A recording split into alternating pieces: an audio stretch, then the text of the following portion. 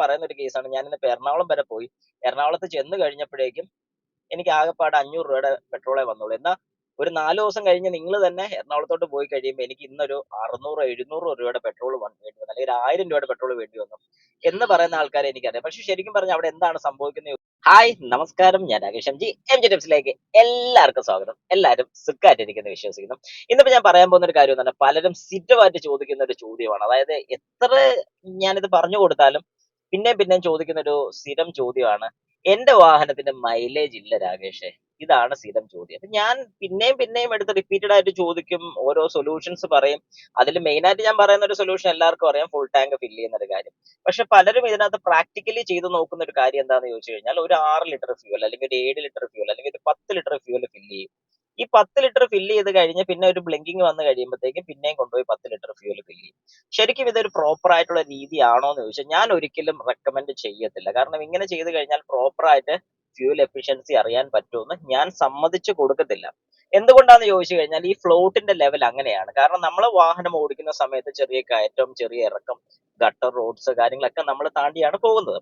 അപ്പൊ ഇങ്ങനെ പോകുന്ന സമയത്ത് ഇതിനകത്ത് വരുന്നൊരു പ്രശ്നം എന്താന്ന് ചോദിച്ചു കഴിഞ്ഞാൽ, ഈ ഒരു വ്യത്യാസം പോലും, അതായത് വാഹനം അനങ്ങുന്നതിന്റെ ഒരു വ്യത്യാസം പോലും നമ്മുടെ ഫ്യൂവൽ ടാങ്കിനകത്ത് വരുന്ന പമ്പിൽ വരുന്ന ഫ്ലോട്ടിന് അത് ബാധിക്കും. ഈ ഫ്ലോട്ടിന്റെ ലെവൽ അനുസരിച്ചാണ് നമ്മുടെ വാഹനത്തിന്റെ മീറ്ററിൽ ഈ ഫ്യൂവലിന്റെ അളവ് എത്രയുണ്ടെന്ന് നമുക്ക് അറിയാൻ സാധിക്കുന്നത്. അപ്പൊ ശരിക്കും നിങ്ങൾ ചെയ്യേണ്ട ഒരു കാര്യം എന്ന് പറഞ്ഞാൽ, അങ്ങനെ ചെക്ക് ചെയ്ത് കഴിഞ്ഞാൽ അത് പ്രോപ്പർ ആയിരിക്കത്തില്ല.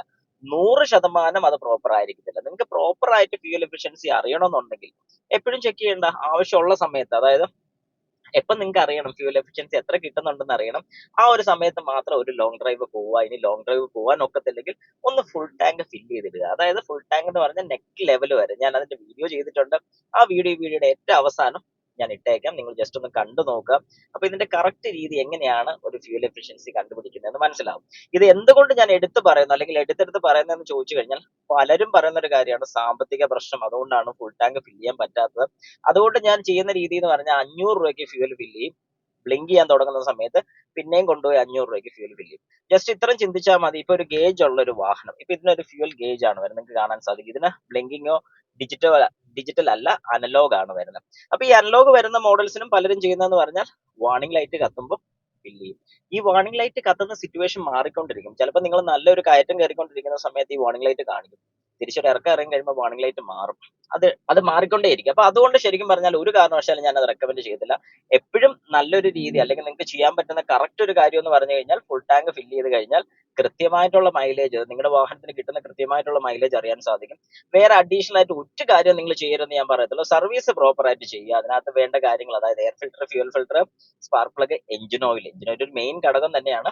ഇതെല്ലാം കൃത്യമായിട്ട് മാറി വിടുന്നുണ്ടെങ്കിൽ നിങ്ങളുടെ വാഹനത്തിന് ഒരിക്കലും മൈലേജ് ഡ്രോപ്പ് ഉണ്ടാകത്തില്ല. പിന്നെ എനിക്ക് പറയാനുള്ളത്, പിന്നെ ഒരു കേസ് എന്ന് പറഞ്ഞു കഴിഞ്ഞാൽ, പലരും പറയുന്ന ഒരു കേസാണ്. ഞാൻ ഇന്നിപ്പോ എറണാകുളം വരെ പോയി.